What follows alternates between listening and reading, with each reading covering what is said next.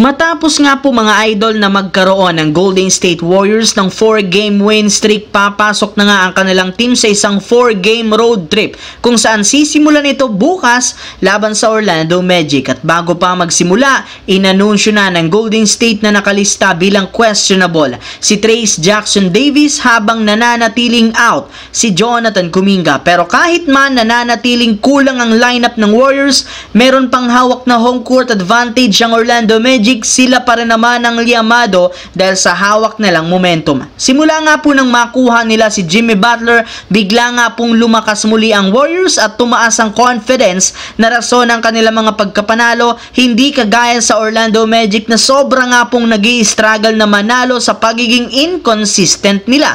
May ilang mga key player rin naman na hindi maglalaro bukas laban sa Warriors kagaya ni Cole Anthony at si Moritz Wagner. Samantala, dito naman, kalat nga po sa social media ang posibilidad na pag-alis ni Naz Reid sa Minnesota Timberwolves nang hindi niya pagkuha sa kanyang player option. Kaya expected magiging free agent ito kung saan pupunta ito sa isang team na magbibigay sa kanya ng malaking oportunidad na magkampiyon at higit sa lahat makakapagbigay sa kanya ng isang starting center position na hindi rin naman maibigay ng Minnesota dahil kay Rudy Gobert. At ayon sa isang analyst, kung sakaling umalis ito ay ang Lakers ang pinakamalapit na team na posibleng niyang sunod na paglaruan.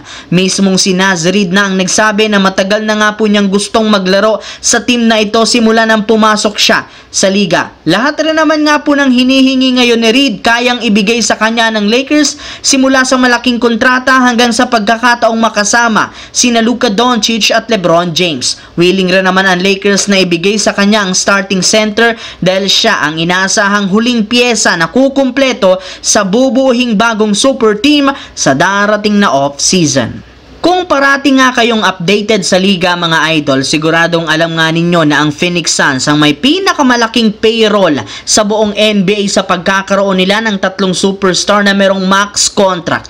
Pero sa kabila niyan, nakikipaglaban pa rin sila para makapasok sa play-in tournament, which is hindi tama dahil sa dami ng talento sa lineup dapat ay nasa itaas sila at itinuturing bilang isang champion. Kaya isang malaking disappointment nga daw ang kasalukuyang kampanya ng Phoenix Suns. Ginawa rin naman sana ng front office ang lahat ng kanilang mga checklist para lamang i-improve ang lineup at mapagana ang Big 3 kagaya ng pagkuha ng bagong head coach, pag-sign ng bagong point guard at ang pag-trade ng bagong center. Ngunit lahat nga ng ito palpak dahil sa pagiging purok 11 sa West. Kaya malinaw, lugi ang buong prangkisa dahil sa bukod sa napakalaking payroll, wala rin naman silang hawak ngayon ng mga future draft pick na rason bakit sinasuggest ng mga analyst ang posibilidad na i-trade na lamang si Kevin Durant.